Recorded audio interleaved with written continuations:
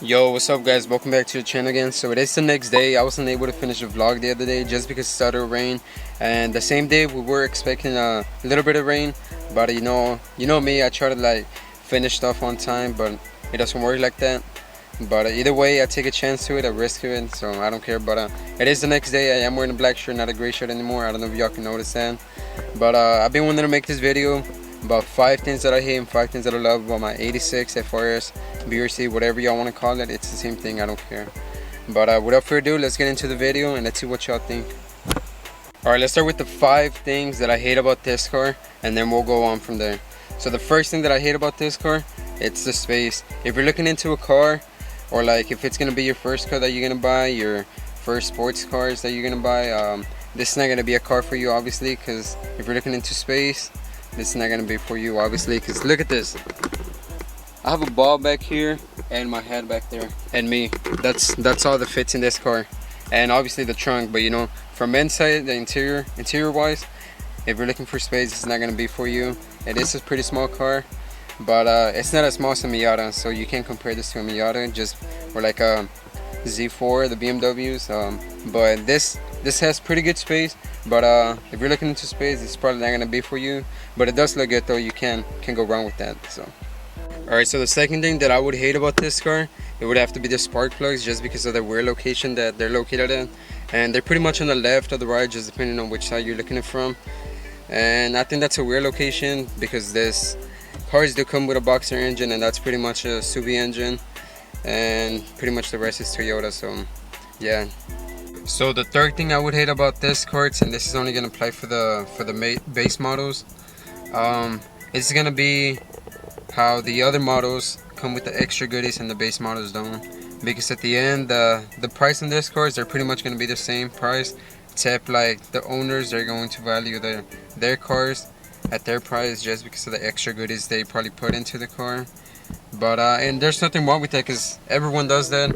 But I just wish like base models would come with the extra goodies that the other cars came with, just so it can, you know, be a fair price, you know. But it's alright. Like if you're getting this kind of cars used, it's better to get them used instead of getting them new, because they're pretty reliable and they will not break down on you for sure. The fourth thing I would probably hate about this car, it would have to be the value of them.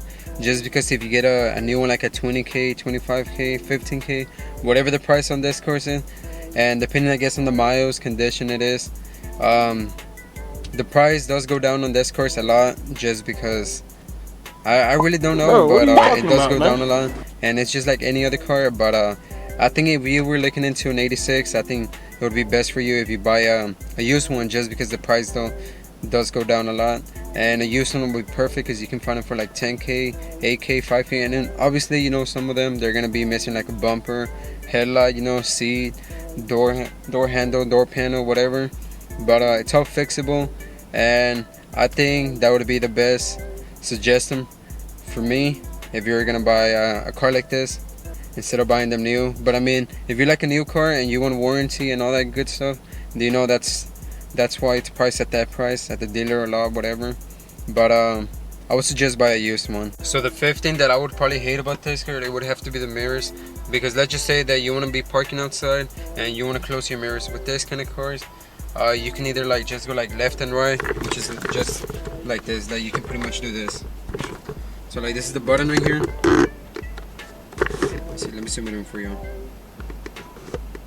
So that's the button, and you can either go left and right, but you cannot close them. So this is all that happens.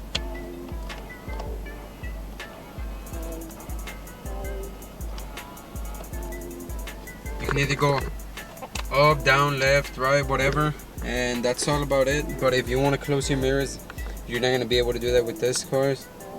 But I guess that would have to be the final 5th thing that I would hate about this car. So I think that's going to be the 5 things that I would hate about this car. So now without further ado, let's get into the 5 things that I would love about this car.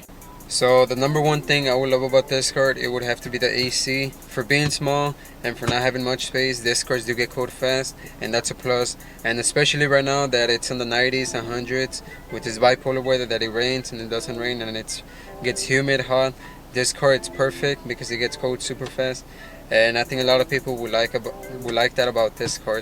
So the second thing I would like about this car, it would have to be that it is a 6-speed manual, because I used to drive a 5-speed and there's nothing wrong with 5-speed, but as soon as I changed to 6-speed, you do notice a difference. It catches on faster, and who doesn't like an extra gear? So I think for me the third thing, it would have to be the oil filter, just because it is in front of the engine. It's more accessible to and reachable and easier to change every time that you got to change your oil.